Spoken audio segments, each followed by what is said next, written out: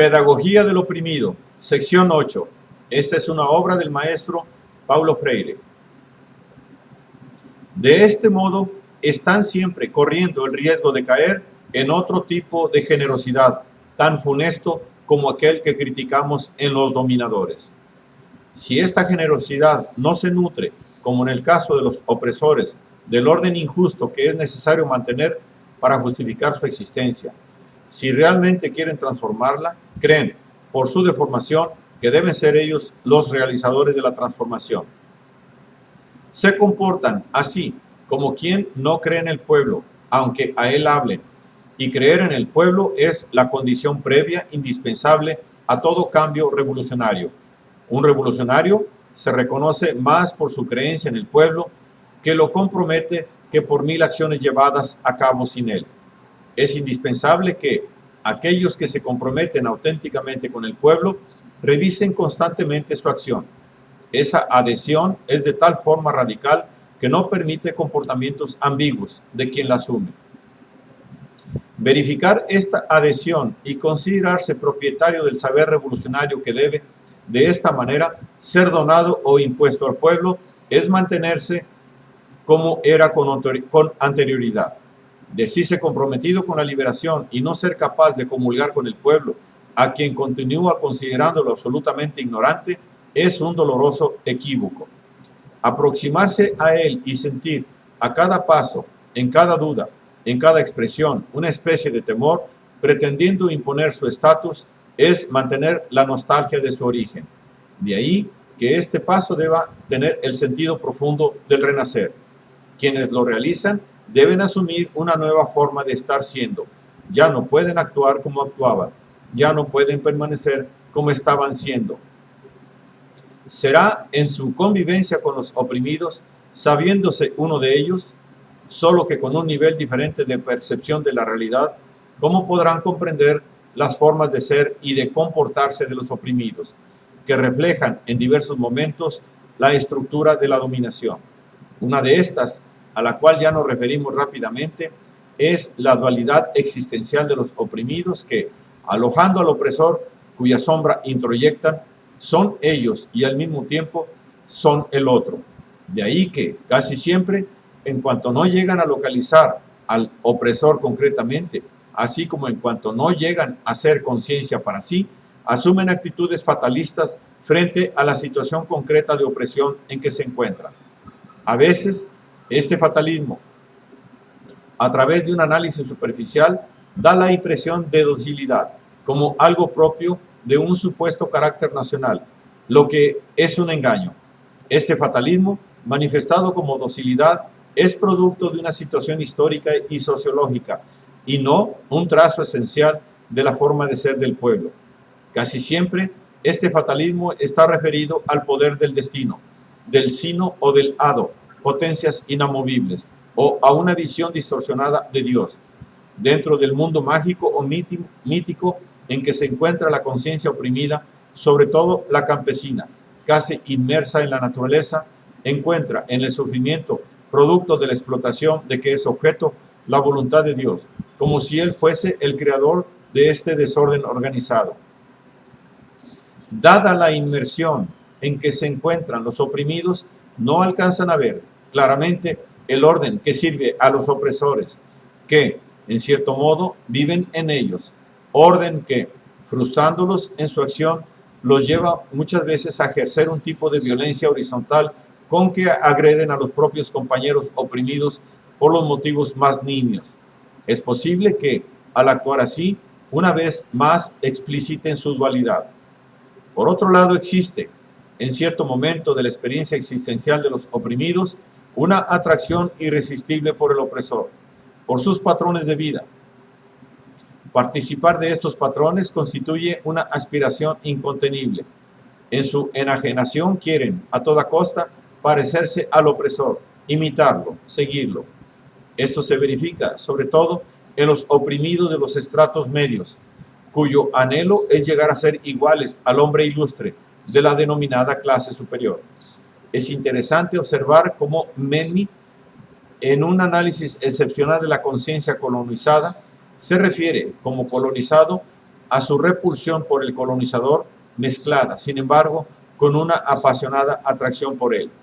La autodesvalorización es otra característica de los oprimidos. Resulta de la introyección que ellos hacen de la visión que de ellos tienen los opresores. De tanto oír de sí mismos que son incapaces, que no saben nada, que no pueden saber, que son enfermos, indolentes, que no producen en virtud de todo esto, terminan por convencerse de su incapacidad. Hablan de sí mismos como los que no saben y del profesional como quien sabe, a quien deben escuchar. Los criterios del saber que les son impuestos son convencionales. Casi nunca se perciben conociendo en las relaciones que establecen con el mundo y con los otros hombres, aunque sea un conocimiento al nivel de la pura doxa.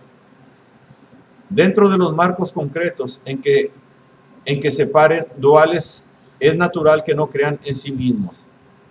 No son pocos los campesinos que conocemos de nuestra experiencia educativa que, después de algunos momentos de discusión viva en torno de un tema que se les plantea como problema, se detienen de repente y dicen al educador: disculpe, nosotros deberíamos estar callados y usted, señor, hablando.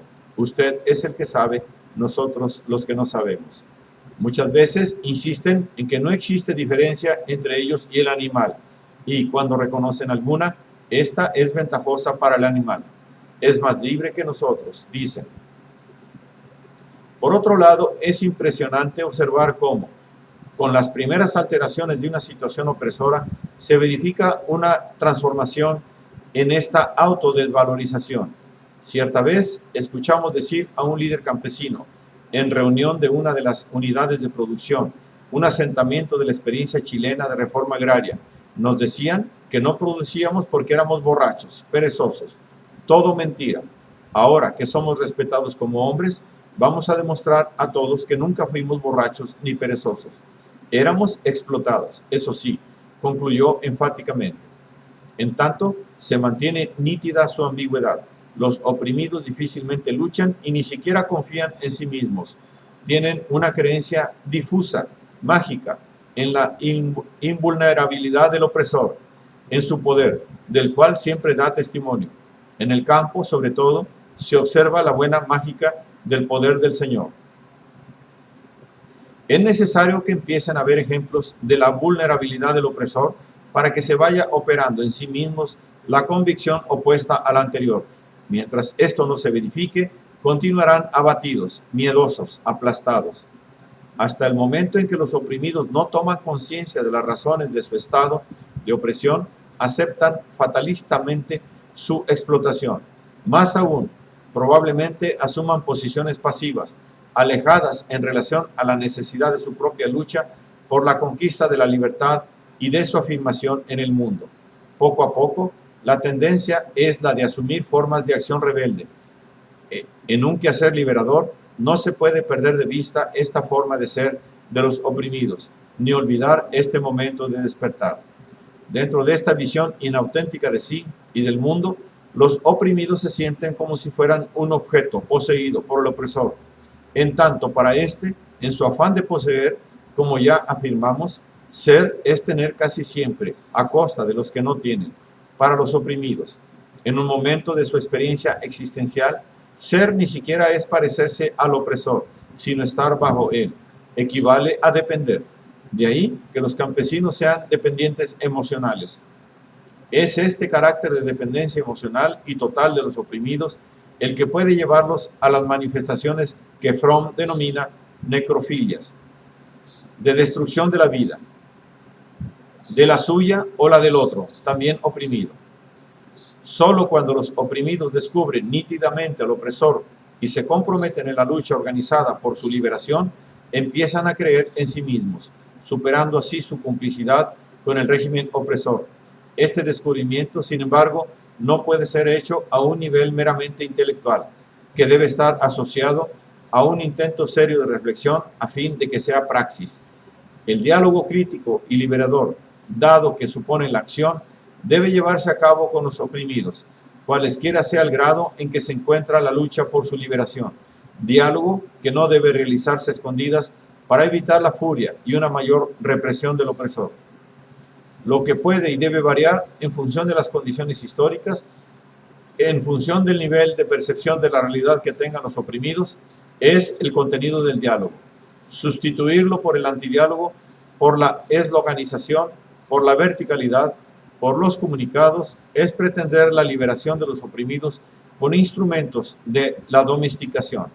Pretender la liberación de ellos sin su reflexión en el acto de esta liberación es transformarlos en objetos que se deben salvar de un incendio. Es hacerlos caer en el engaño populista y transformarlos en masa maniobrable. En los momentos en que asumen su liberación, los oprimidos necesitan reconocerse como hombres, en su vocación ontológica e histórica de ser más. La acción y reflexión se imponen cuando no se pretende caer en el error de dicotomizar el contenido de la forma histórica de ser del hombre.